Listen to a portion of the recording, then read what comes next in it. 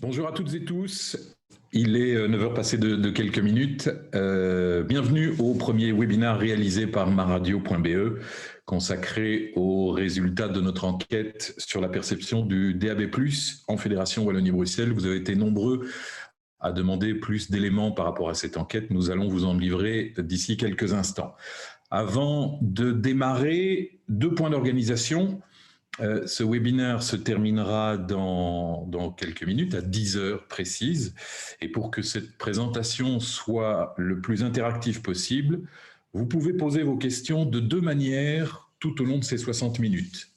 Par écrit, d'abord, via le petit onglet dans la barre interactive que vous connaissez tous de l'outil Zoom, l'onglet Q&R. Vous pouvez poser vos questions par ce biais-là, ou en levant la main, que vous trouverez aussi cette petite main dans cette barre interactive que tout le monde connaît désormais. Et à la fin de chaque bloc, nous vous donnerons la parole pour poser vos questions et évidemment pour y répondre. Voilà, ça ce sont les petites règles du jeu, mais qui sont grosso modo familières désormais. Merci en tout cas à tous et à toutes de votre présence. J'accueille Francis Goffin, président de maradio.be, pour la présentation de ces résultats de notre enquête.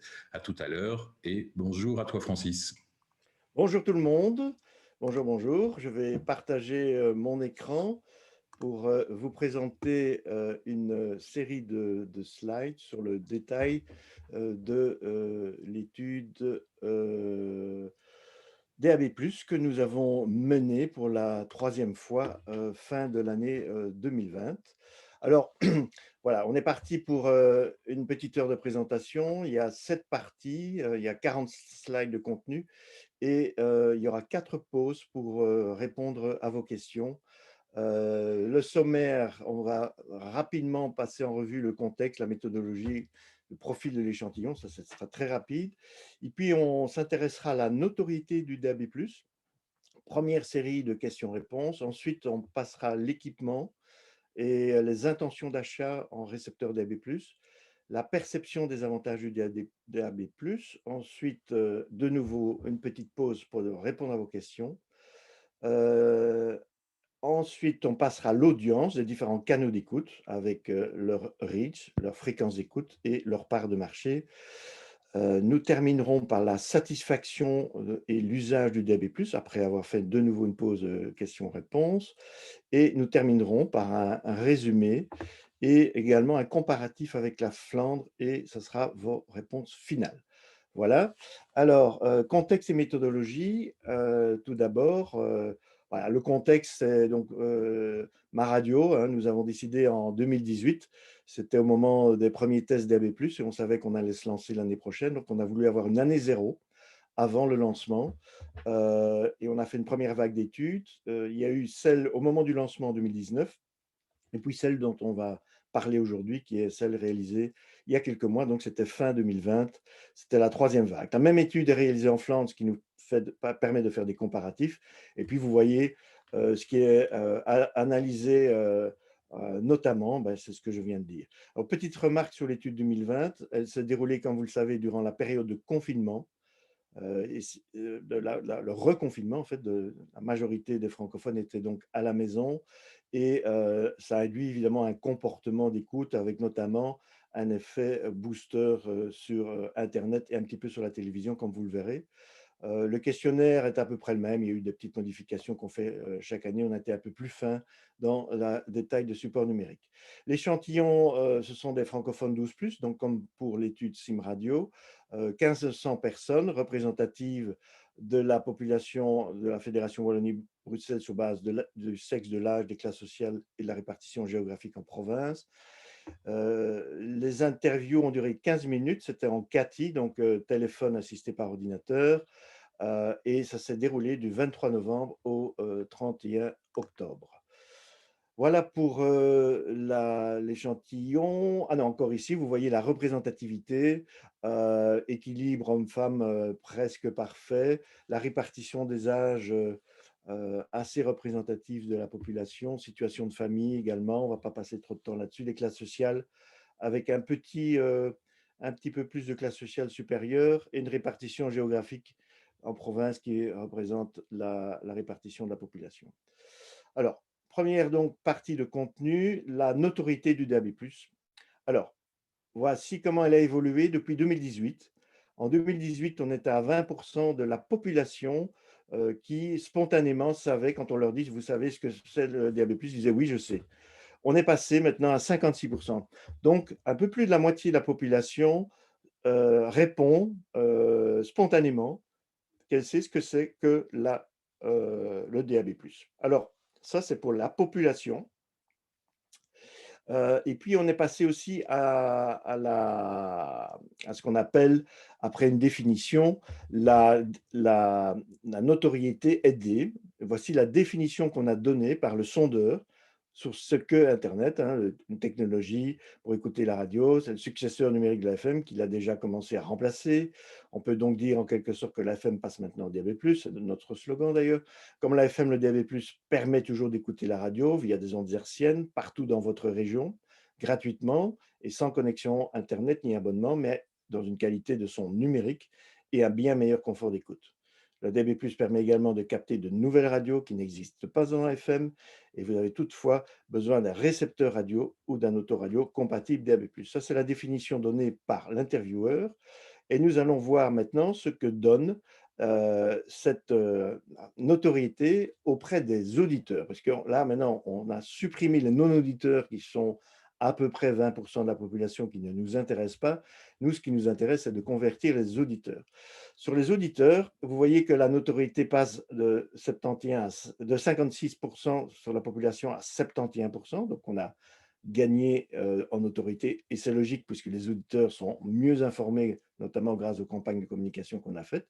Et puis maintenant, quand on leur donne la définition, quand ils ont entendu cette définition correcte, eh bien, la notoriété, ce qu'on appelle la notoriété aidée, elle est montée à 81% des auditeurs.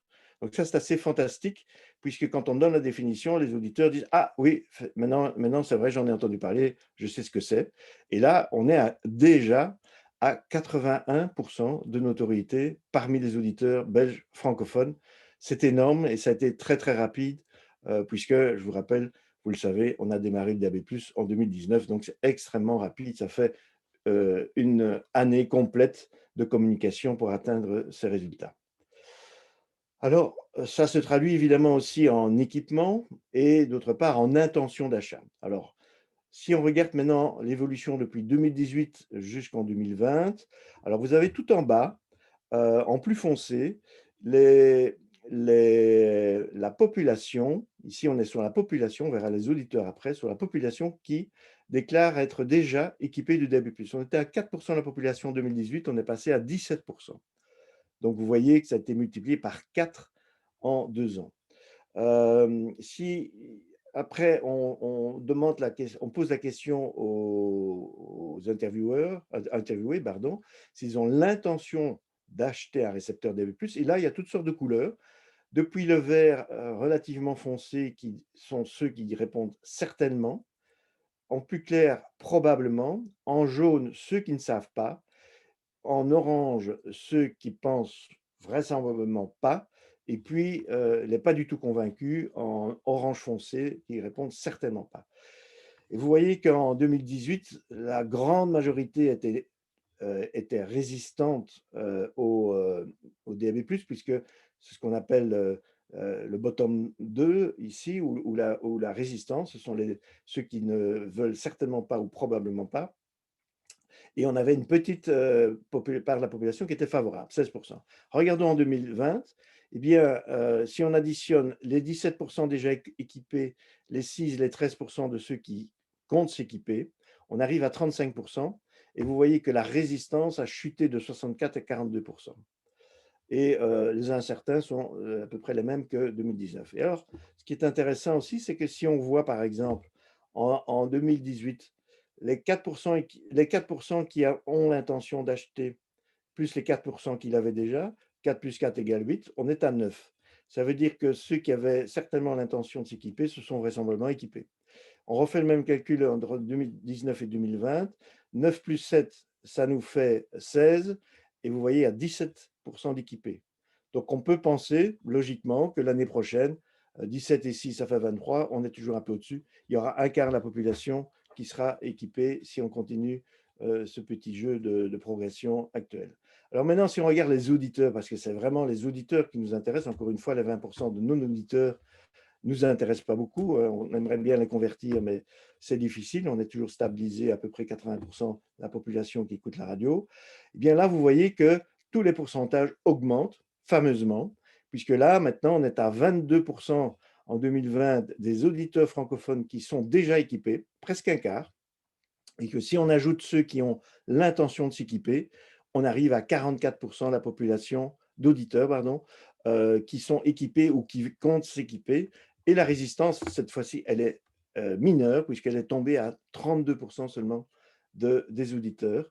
Et donc là, on a maintenant un mouvement auprès des auditeurs qui est majoritaire pour soit être équipé, soit s'équiper prochainement. Alors, si on regarde maintenant la répartition de cette intention d'achat entre récepteurs et autoradio, donc récepteurs domestiques, hein, la kitchen radio, et ici on est sur la population, eh bien vous voyez que les récepteurs domestiques ont la plus grande intention d'achat et donc l'intention la plus positive, un peu plus que pour l'autoradio. Par contre, le taux d'équipement de l'autoradio est supérieur de la population. C'est logique. On est maintenant de plus en plus avec l'autoradio standard dans la voiture et à partir de cette année, vous le savez, avec le code, la directive européenne du nouveau code des communications électroniques, c'est une obligation pour tous les constructeurs. Dernière partie de cette première partie, dernier slide de cette première partie, la perception des avantages de l'écoute. Donc, on a demandé aux auditeurs quels étaient les avantages que, quand ils écoutent le DAB+, qu'ils perçoivent le mieux. On leur en a donné 5 et vous voyez que les critères qui sortent largement le plus, si on va le voir un peu plus loin, c'est une constante, c'est la qualité du son numérique, qui est bien meilleur qu'en FM, et le fait que je capte mieux ma ou mes chaînes de radio en DAB+, qu'en FM. Vous voyez que là, on est sur, en vert, donc le top 2 à 82% sur la qualité du son numérique et à 78% des personnes qui répondent, donc qui écoutent en DAB+, qui considèrent que c'est ce critère de mieux capter. Et puis ça descend un peu plus, un peu, avec des chiffres un peu moins positifs, mais quand même néanmoins très vert, hein. On trouve plus facilement les chaînes et je capte plus de chaînes de radio. C'est un critère qui est jugé un peu moins important sur l'avantage du DAB+, mais vous voyez, c'est celui qui est le plus en indice d'évolution le plus grand. Donc, c'est un critère qui évolue plus vite que les autres. Et puis, l'information sous forme de texte ou de visuel est le dernier critère perçu comme un avantage du DAB+, et qui évolue un peu moins que les autres. Voilà pour cette première partie. Je vous propose maintenant de vous laisser la parole pour vos questions que vous avez sur cette première partie, puisqu'on se veut interactif, c'est l'idée de ce webinaire. Merci Francis. À ce stade-ci, dans mes petits outils de contrôle, je ne vois pas de questions qui ont été posées, ce qui veut dire que c'est limpide, que cette première partie a été totalement comprise, intégrée. Y a-t-il néanmoins des questions? C'est très clair, merci Philippe. Y a-t-il des questions qui interviennent sur cette première partie, sur des éléments liés donc à ce démarrage? N'hésitez pas à lever la main, hein, parce qu'on fait ça pour vous, pour être interactif, et donc on est là pour ça. Je pense, Francis, que là, pour l'instant, les choses ont l'air d'être claires. Donc, je propose qu'on continue à avancer dans la présentation. Alors, maintenant, nous allons passer à l'audience des différents canaux. Francis, oui. Si je peux t'interrompre, une question qui vient d'arriver, et c'est juste de rappeler la période du terrain. Alors, hop, on y revient. C'était le 23 novembre, je pense. Hop, voilà, 23 novembre au 31 décembre 2020. Donc, la dernière semaine 2020. Voilà. Et on fait toujours, traditionnellement, donc depuis 2018, ce sondage à la fin de chaque année. Nos collègues de Digital Radio Vlaanderen le font un tout petit peu plus tôt. Ils le font fin septembre-octobre parce qu'ils communiquent sur ce sondage à l'occasion de la Digital Radio Week qui se tient toujours début novembre. Voilà, donc il y a un petit décalage de 3 mois entre la Flandre et la Fédération Wallonie-Bruxelles, mais c'est grosso modo le même questionnaire, c'est le même institut, c'est Ipsos. Voilà, je reviens. Francis, il y a une demande qui est arrivée, qui est de pouvoir partager cette présentation pour faire redescendre l'info auprès des équipes. Oui, dès la fin de ce webinaire, vous aurez une présentation qui sera disponible et que l'on enverra à toutes les personnes qui ont été inscrites et connectées. D'ailleurs, les slides sont faits pour être autoportants, c'est pour ça qu'il y a beaucoup de texte. Ce ne sont pas vraiment des slides pour une bonne présentation orale, mais on vous présente ce qui circulera et qui est soutenu par beaucoup de textes, comme vous l'avez vu, de sorte que pour un lecteur qui n'a pas la bande son, ce soit normalement compréhensible. S'il n'y a pas d'autres questions, Eric? Une autre question de Pierre Chaudoir qui est connecté aussi, et Pierre, Bonjour Pierre. qui voulait connaître quelques tendances internationales, savoir s'il y a des tendances internationales qui existent. Ah oui, alors donc il y a des tendances, il y a les pays historiques qui sont les pionniers de la radio numérique terrestre, c'est l'Angleterre et le Danemark qui ont commencé en DAB. Et le DAB, il y a d'ailleurs eu du succès, tandis que chez nous, c'est le DAB+, maintenant sur lequel on investit. Donc, ce sont des pays qui ont démarré plus tôt. Ensuite, il y a la Norvège qui a éteint déjà la FM en 2017 et qui est donc le premier pays au monde à avoir une distribution de la radio purement digitale, DAB+, et Internet IP. Ensuite, nous avons la Suisse, qui est un pays qui va arrêter la FM au deuxième semestre 2022. Et là, l'audience de la FM est tout à fait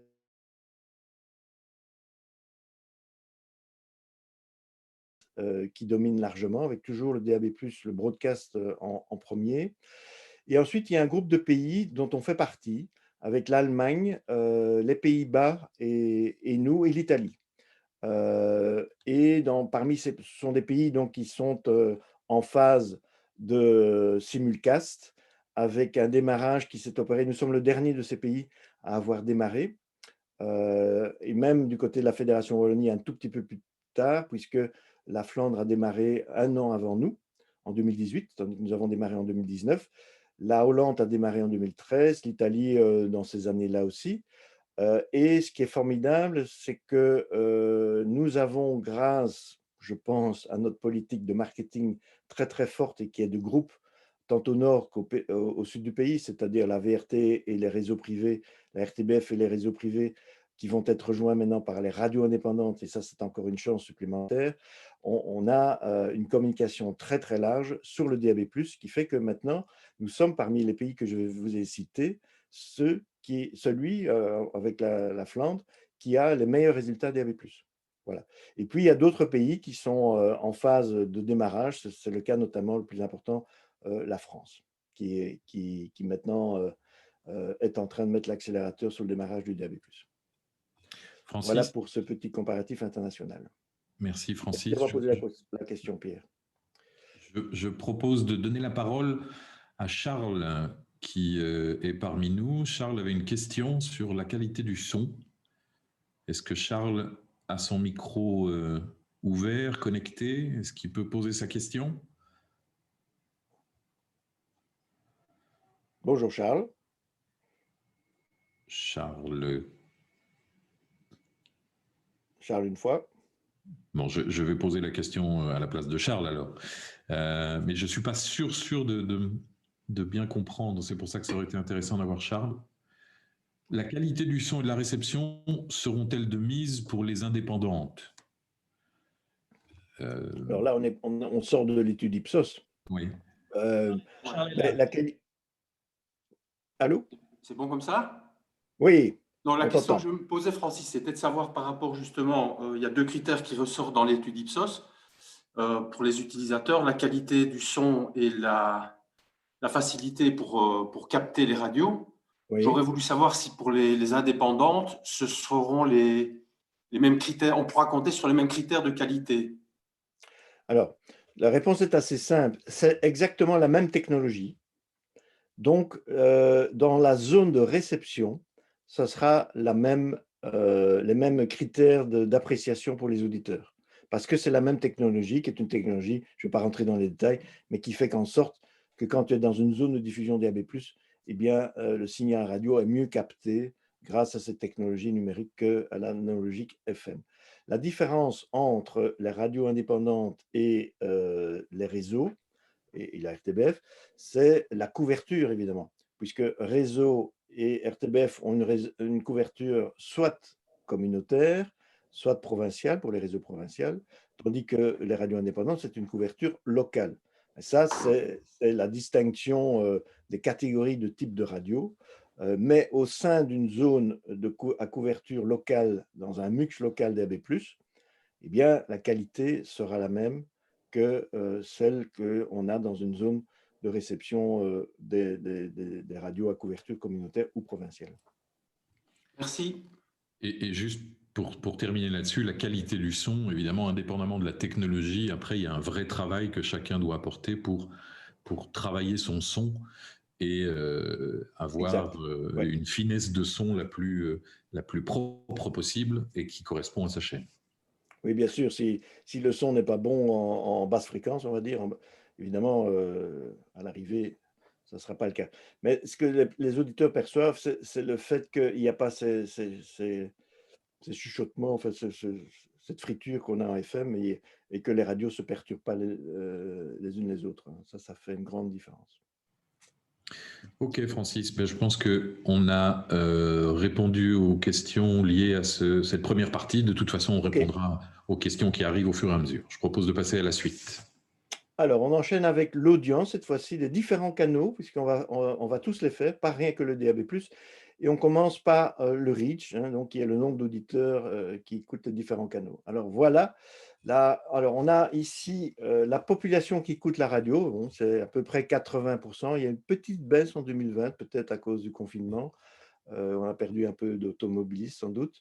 Vous avez en mauve ici là, les auditeurs qui déclarent écouter la FM. Et puis, passons au vert clair, Internet, la télévision numérique, et puis le DAB+, et puis les non-auditeurs, par définition, c'est le complément pour arriver à 100% par rapport à ceux qui déclarent écouter.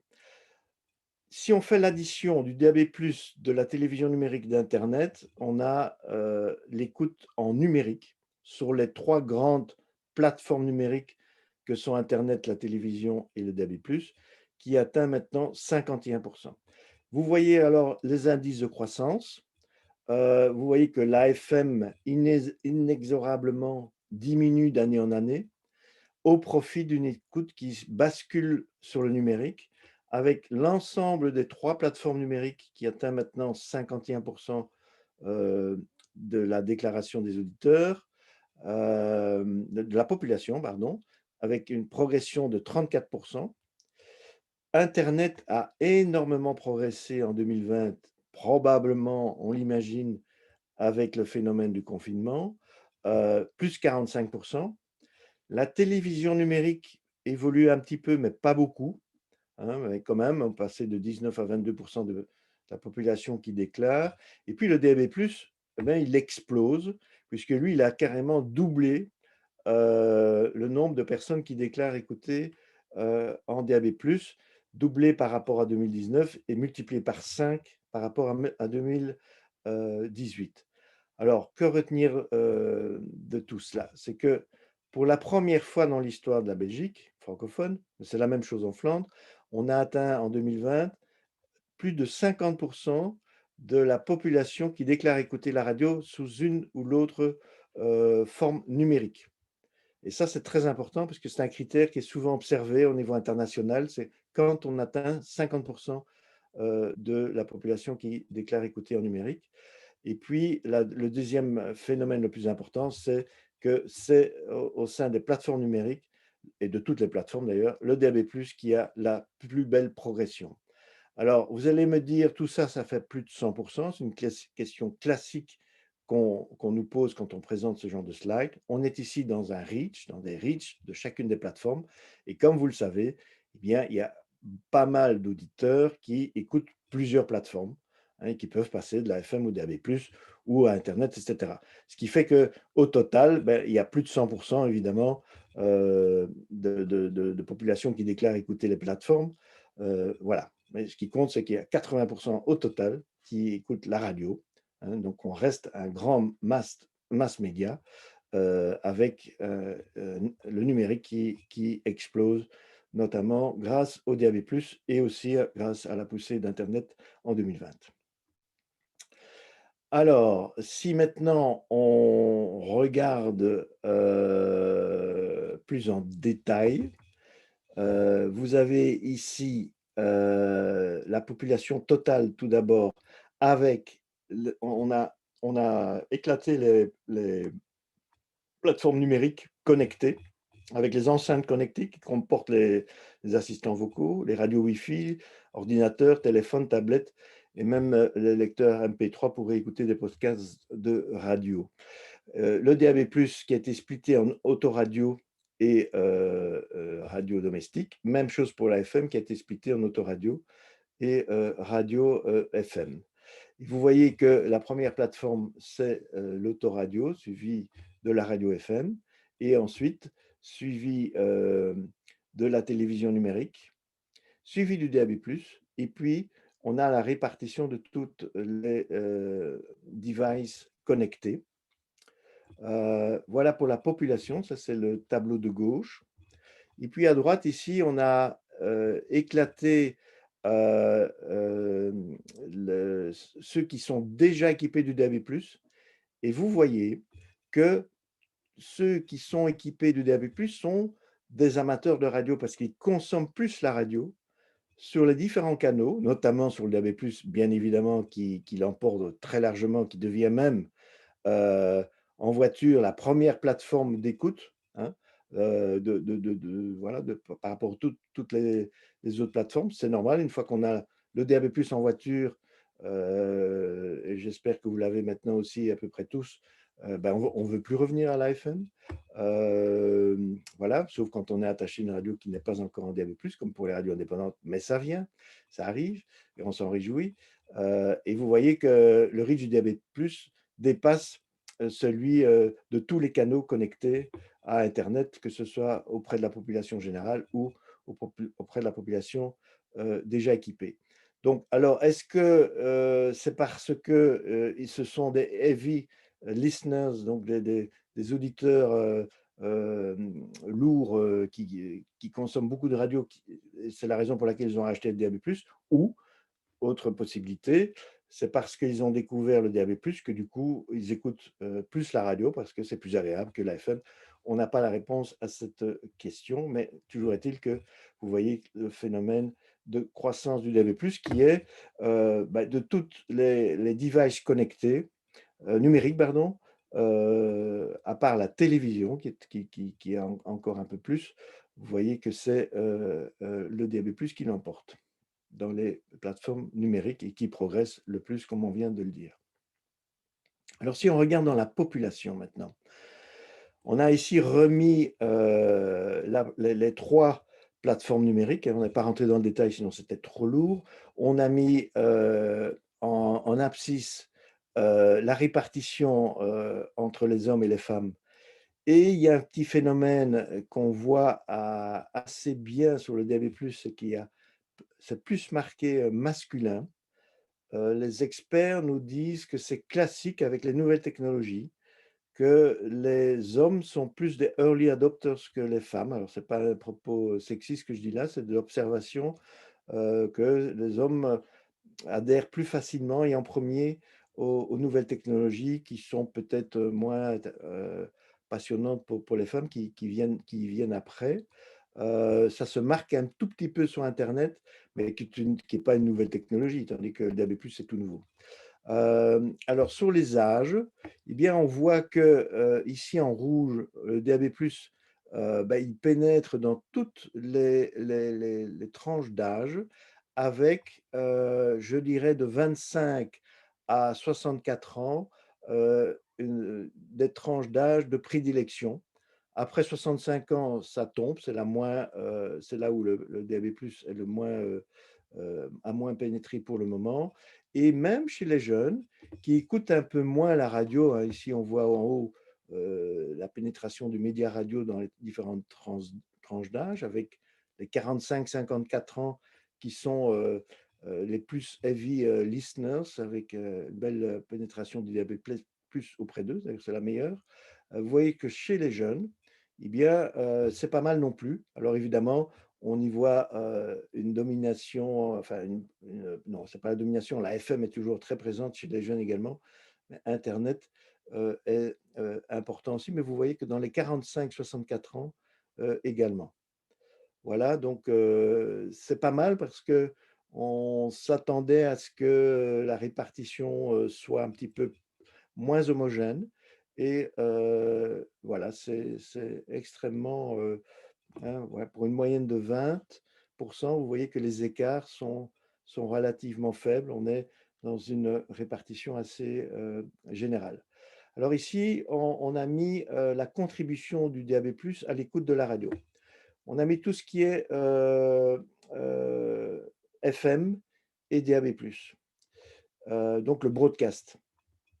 Alors, on commence tout en bas avec la radio domestique DAB+, voilà, et 10% de la population qui déclare, l'autoradio 15%, et donc on retrouve les 20% de la population qui écoute la radio sur un récepteur domestique ou un autoradio.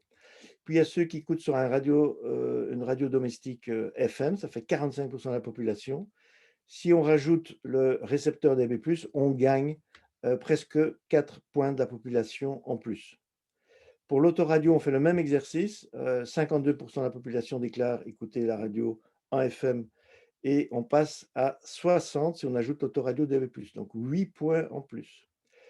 Et si on rajoute maintenant la totalité de la FM et on y ajoute le DAB+, donc on met là tous les postes de radio, eh bien on arrive à une progression de 6,3.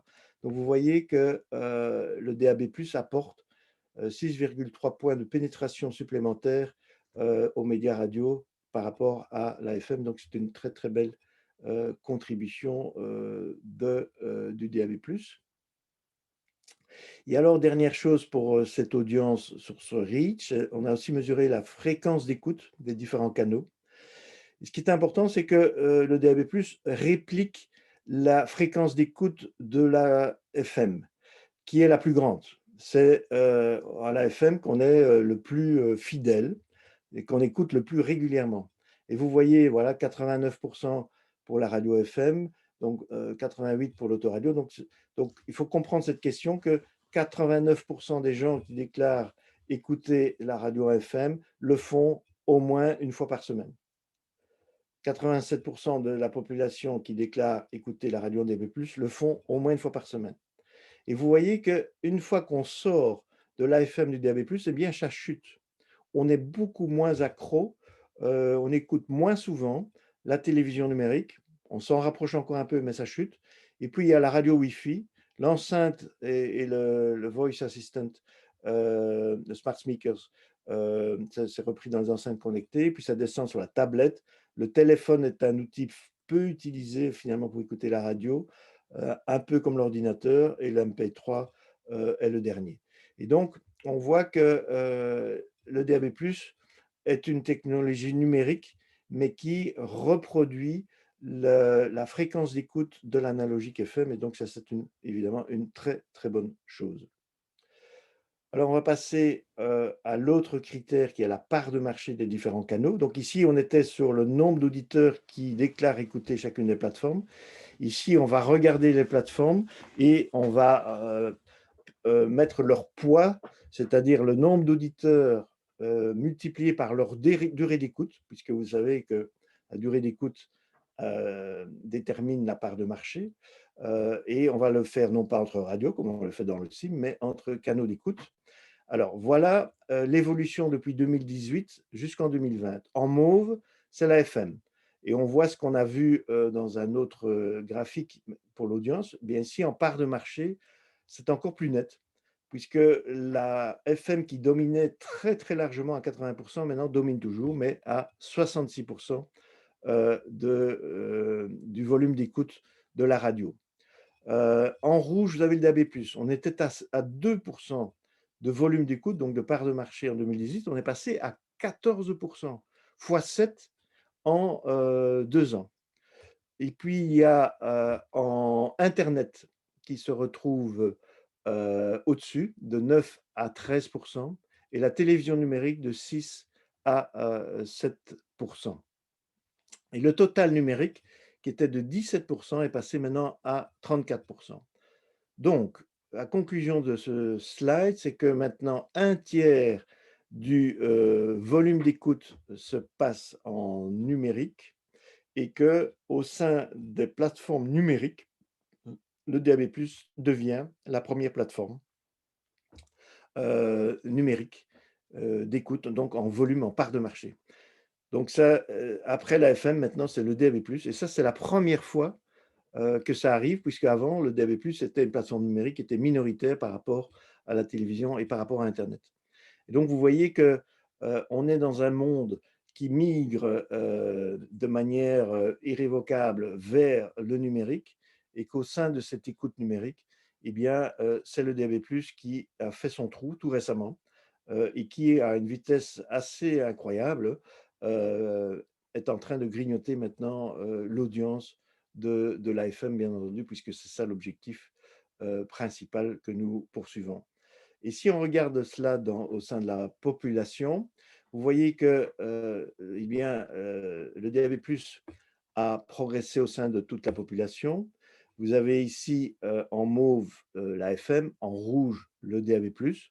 La FM, c'est vraiment surtout les 65+ qui en consomment le plus, et c'est là où le numérique, quelle que soit la plateforme, a fait le moins de percées. C'est assez logique, hein. Et vous voyez que, eh bien, de 25 à 64 ans, on peut dire que le DAB+, il est entre 14 et 18% de part de marché. Donc, ça représente à peu près la moyenne totale. Il y a juste auprès des jeunes de 12 à 24 ans où c'est plus faible et clairement, là, c'est Internet qui domine. C'est assez logique, comme on pouvait s'y attendre. Voilà pour cette partie. Alors, pardon, dernière slide. Ici, on a mis le détail de tous les devices avec en mauve la radio FM, en marbre et mauve l'autoradio FM, en brun l'ordinateur, en brun clair le téléphone, la tablette en orange qui fait presque rien, 1%, l'enceinte connectée qui en fait 3, l'autoradio de DB+ 4, la télévision numérique 7 et la radio domestique 10. Et vous voyez que le DAB+ domine maintenant toutes les plateformes numériques, surtout la radio domestique qui est numéro 1 du numérique par rapport à toutes celles qui sont là dans le graphique. Voilà pour cette partie audience. La parole est à vous. Merci Francis. Il y a deux questions qui sont intervenues et je propose de vite y répondre sans audio parce qu'il leur tourne. Une question qui est arrivée de Geoffrey qui nous demandait si on pensait à une promotion pour les indépendantes prochainement. La réponse est clairement oui, puisque nous adaptons notre plan de communication en fonction des nouveaux entrants. Et donc, on est en train de travailler avec les différents opérateurs techniques locaux et les radios qui se trouveront prochainement diffusées en DAB+, les radios locales, et on adapte évidemment notre plan marketing à ce sujet, mais on reviendra plus concrètement là-dessus ultérieurement. Et puis une deuxième question qui était de Grégory, donc, qui dit que ces chiffres sont positifs. Et est-ce que donc on peut espérer un switch-off avant la fin du plan de fréquence 2019? Et est-ce que ma radio sera l'interlocuteur du gouvernement pour lancer cette procédure? Alors rapidement, on ne le sait pas, on peut l'espérer, mais on ne sait pas si on aura un switch-off avant 2019, avant la fin du plan de fréquence privée ou pas. 2028. Oui, donc les 9 ans de licence, est-ce qu'on fera un switch-off avant ou pas? On ne le sait pas. En tout cas, les chiffres sont positifs. Et est-ce que ma radio sera l'interlocuteur? Non, ma radio sera le facilitateur, le promoteur certainement, mais c'est une discussion sectorielle, une décision sectorielle, gouvernement et tous les acteurs qui seront concernés. Mais évidemment, notre rôle est de marketer tout ça et d'être certainement l'interlocuteur et le facilitateur dans cette démarche. Peut-être juste un complément de réponse. Dans les deux pays qui sont en switch-off, donc celui qui l'a achevé, la Norvège, et celui qui va l'accomplir, la Suisse, donc ce sont les éditeurs qui se sont concertés et qui ont ensemble proposé au gouvernement d'arrêter la FM. Donc dans ces deux premiers pays, ce n'est pas une décision gouvernementale, c'est une décision sectorielle des radios qui ensemble ont décidé d'arrêter la FM. Alors pourquoi arrêter à un moment donné la FM? C'est évidemment, la première raison est évidemment économique et la deuxième est écologique. Nous sommes en simulcast et donc nous avons 3 plateformes à alimenter, l'AFM qui est notre plateforme historique, Internet qui est la seconde plateforme historique, mais qui nous coûte de plus en plus en streaming, puisque à chaque auditeur additionnel, on paye le stream, donc la distribution, à la différence du broadcast où c'est forfaitaire. C'est un émetteur et puis basta, quel que soit le nombre d'auditeurs. Et puis c'est le DAB+. Et donc, une fois qu'on peut en arrêter une des 3, et c'est celle qui coûte le plus cher aujourd'hui, c'est la FM, eh bien, on le fait. Et puis, sur le plan environnemental, ben, on a une double diffusion broadcast, plus le streaming qui, comme vous le savez, est maintenant une des premières causes de pollution au monde. Voilà, il n'y a pas de raison de continuer trois distributions à un moment donné. Mais c'est vraiment une décision des éditeurs. Et là, bon, il est clair que ma radio peut coordonner, voilà, mais ça sera une décision sectorielle. Francis, On passe. Il y a 1 minute, Oui. il y a encore 2 points. Ouais. Avez-vous posé des questions sur l'enrichissement du média avec les visuels?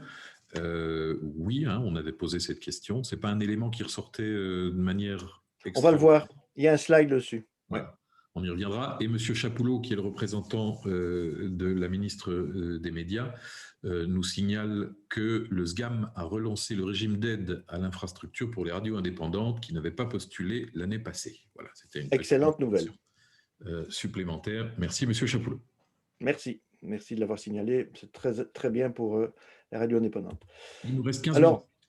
Oui, on devrait y arriver. Satisfaction des récepteurs DAB+. Alors, c'est intéressant. On a posé la question sur la satisfaction. Et là, Ipsos eux-mêmes, qui font souvent ce genre d'études pour toutes sortes de clients, ils sont assez estomaqués par les résultats qu'obtient cette nouvelle technologie.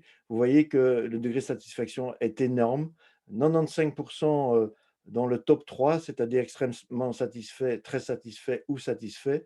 Et le bottom 2, ça n'est pas du tout satisfait ou pas satisfait, c'est 5%.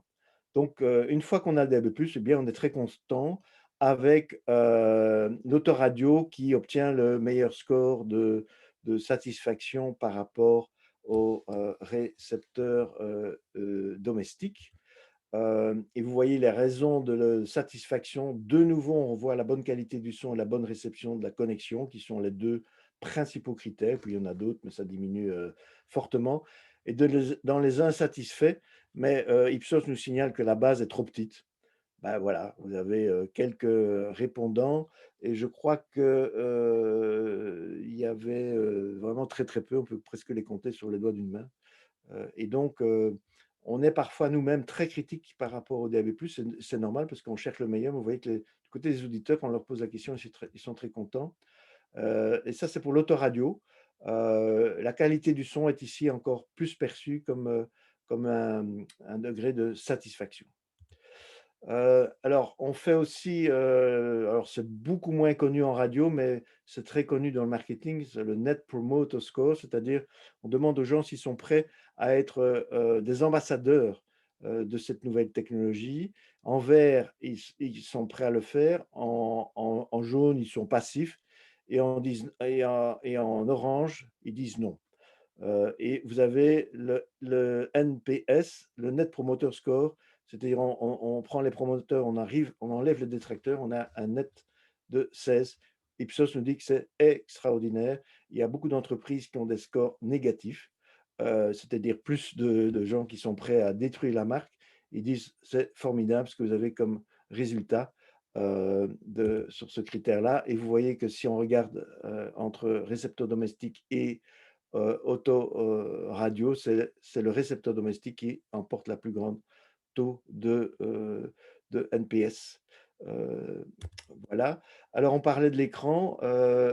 On a posé la question, est-ce qu'il dispose d'un écran? Donc, 40% des personnes qui sont équipées d'un récepteur domestique déclarent qu'elle ou il, le récepteur, dispose d'un écran, et 3 sur 5 utilisent cette fonction et la trouvent intéressante. Voilà.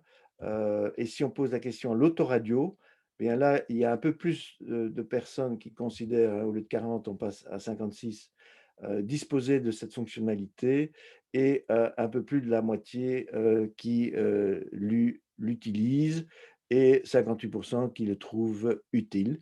Donc voilà, c'est intéressant parce que c'est la première fois qu'on pose cette question, et on pense que le diaporama est quelque chose qui voilà, on voit quand même que c'est plus de la moitié des personnes, et avec un degré de satisfaction d'utilisation en tous les cas assez important. Donc il y a quelque chose à faire au niveau des diaporamas, il ne faut pas laisser ça sur le côté. On a posé aussi la question dans la voiture, est-ce que vous utilisez un smartphone? Eh bien, la réponse est plutôt non, puisque voilà, le smartphone est vraiment utilisé de manière très très mineure. C'est vraiment la radio, qu'elle soit DAB+ ou FM, hein, qui l'emporte, puisque quand on répond non, c'est qu'on écoute la radio en broadcast. Voilà, on va maintenant passer au résumé et puis à la dernière phase des questions. Voilà le comparatif avec la Flandre et le résumé pour nous. Voilà les critères. Notoriété DAB+, on a vu qu'auprès des auditeurs, chez nous, c'est 71%. C'est un peu moins fort en Flandre, c'est assez curieux. Et la moyenne belge est de 65%. C'est une moyenne pondérée. Puisqu'on a la même étude, Ipsos nous a fait une moyenne pondérée. La notoriété aidée est de 81%, on l'a vu, auprès des auditeurs, et de 77% en Flandre. Ça fait une moyenne belge de 78. Le reach du DAB+, il est de 20% de la population en Fédération Wallonie-Bruxelles, il est de 26% en Flandre, supérieur, moyenne 24 pour la Belgique. Le reach de tous les canaux numériques, on l'a vu, est de 51% chez nous, 58% en Flandre. Je rappelle que la Flandre a démarré un an avant nous, donc ils ont toujours un petit peu d'avance, mais on les a quasi rattrapés, même voire dépassés sur certains critères. Et vous voyez que pour la première fois en Belgique, nous avons ce critère qui est de plus de 50%, très très important. La part de marché du DAB+, est de 14% chez nous par rapport aux autres plateformes, de 17% en Flandre, moyenne de 16. La part de marché de tous les canaux numériques, un peu plus d'un tiers chez nous, 34-38%. Et la position du DAB+, dans la part d'audience numérique, ben, on est numéro 1 en numérique partout en Belgique, au sein des plateformes numériques. Et la pénétration du DAB+, en termes d'équipement, si on tient compte de ceux qui sont déjà équipés, et vous l'avez vu, quand on déclare avoir l'intention d'achat, ben, on le fait généralement dans l'année qui vient, eh bien, elle est de 35% en Fédération Wallonie-Bruxelles, un tout petit peu plus en Flandre. Et le degré de satisfaction, qui n'est pas mesuré en Flandre, a été mesuré chez nous pour la première fois, il est extrêmement haut, comme vous l'avez vu. Dernière chose, j'aime bien rappeler cela, en 2018, quand on s'est lancé, on s'est dit, on a comme mission de convertir notre audience FM en DAB+. On avait à l'époque 80%, de part de marché de l'AFM, 9% d'Internet, 7% de la télévision, 3% du DAB+, ce qui nous faisait 19% du numérique. Et vous voyez qu'en 2020, eh bien, l'AFM est tombée à 66%, Internet est monté à 13%, la télévision numérique ne bouge pas et le DAB+ est passé à 14%, est devenu la première plateforme numérique pour un total de 34%. Et vous voyez que si on additionne 66 et 34, non, c'est pas ça que je voulais dire. Si on additionne, ah là, je suis perdu. Enfin, je voulais vous dire qu'on est en train de réussir ce pari. Alors, on n'est pas à 84% de DAB+, mais vous voyez qu'on est en route pour faire cette migration et que l'AFM qui a baissé de 80 à 66 est largement compensée maintenant par le DAB+ et Internet, mais c'est surtout le DAB+ qui prend la relève et donc on a réussi ce pari. Et n'oublions pas qu'au niveau de l'équipement de la population, voilà ce qu'on avait prévu en 2018.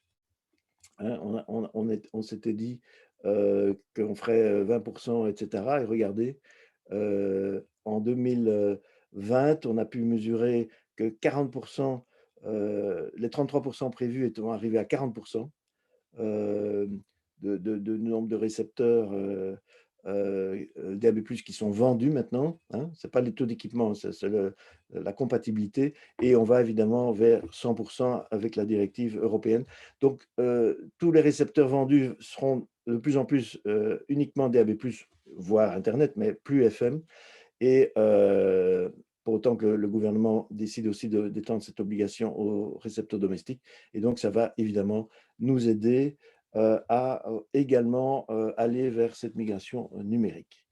Et voilà pour vos dernières questions. Il nous reste 5 bonnes minutes. Merci Francis, effectivement, on est totalement dans les temps. On a une question, et alors on va peut-être donner la parole à Thierry, qui nous pose une question par rapport à cette notoriété en Flandre, par rapport à celle du sud du pays. Thierry, que je salue, qui a peut-être son micro allumé et qui pourrait poser sa question. Est-ce que tu m'entends? Oui. Voilà, donc ma question était simple. Bonjour à vous et merci pour cette belle présentation. Ma question était simple. Quand je regarde le slide, on voit que la notoriété est beaucoup moindre en Flandre, alors que le reach est plus élevé, que la part de marché du DAB+ est plus élevée dans le Nord. Donc, à quoi cela pourrait être dû? On pense que c'est lié au marketing. En fait, Eric, tu compléteras hein, le cas échéant, mais le marketing que Maradio a mis en place, c'est DAB+ d'abord. Et en Flandre, c'est digital radio. Exact, Eric? Oui, tout à fait. Oui, c'est vraiment un élément de différence dans les stratégies et dans les approches. Nous, c'est clair que le gros de la communication se passe sur le DAB+. Et donc, cette notoriété, cette marque, cette technologie est beaucoup mieux perçue côté sud parce que extraordinairement mise en avant. Côté nord, on est vraiment sur la consommation du média radio digital sur la totalité des plateformes, le DAB+, le stream, les apps. Donc, c'est plus noyé. Je pense que c'est un élément de réponse. Parfait, ça répond à ma question. J'avais vu en effet les campagnes promotionnelles dans le Sud qui mettaient en avant tous les concus collègues en radio, donc je trouvais ça excellent. Donc voilà, ça a apporté ses fruits. Merci pour les réponses. Merci Thierry pour ta question. Voilà, y a-t-il d'autres questions? À ce stade-ci, je n'en vois pas. N'hésitez pas, il nous reste 3 minutes.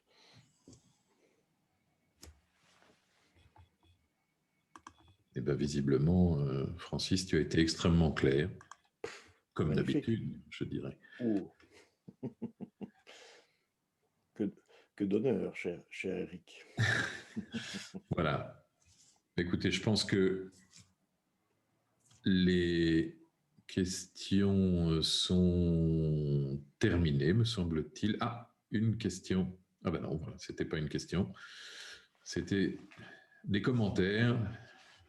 Merci à vous, en tout cas, pour ces commentaires positifs. Alors peut-être juste un petit mot pour la fin. Donc voilà, qui termine notre premier webinaire. Alors vous savez que lors du Digital Radio Day, On avait eu l'occasion d'échanger quelques commentaires et il y avait eu des demandes pour justement pouvoir avoir des entretiens, des réunions, des webinaires, comme on dit maintenant, thématiques. C'était le premier et nous allons très prochainement en proposer d'autres sur évidemment toujours la thématique de la transition numérique du média radio dans toutes ses composantes. Et vous recevrez d'ici peu des informations à ce sujet. Mais si vous avez des thèmes que vous souhaiteriez aborder, eh bien vous pouvez nous les envoyer sans aucun problème en utilisant l'adresse hello@maradio.be ou alors en nous envoyant à nous directement via nos adresses mail respectives des propositions de thématiques. Ça permettra d'enrichir le débat. En tout cas, on reviendra vers vous très très prochainement pour la session 2 de ces webinaires. Il y en aura, on essaye, hein, Francis, d'en faire tous les trimestres, et en tout cas de trouver des thèmes suffisamment intéressants et enrichissants pour tout le monde. Et il y en a, croyez-moi, beaucoup. En tout cas, merci à toute l'équipe pour le travail qui a été effectué. Merci Francis pour cette présentation. Et puis, à très bientôt. Merci à tous ceux qui nous ont rejoints. Voilà. Et bonne journée à tout le monde.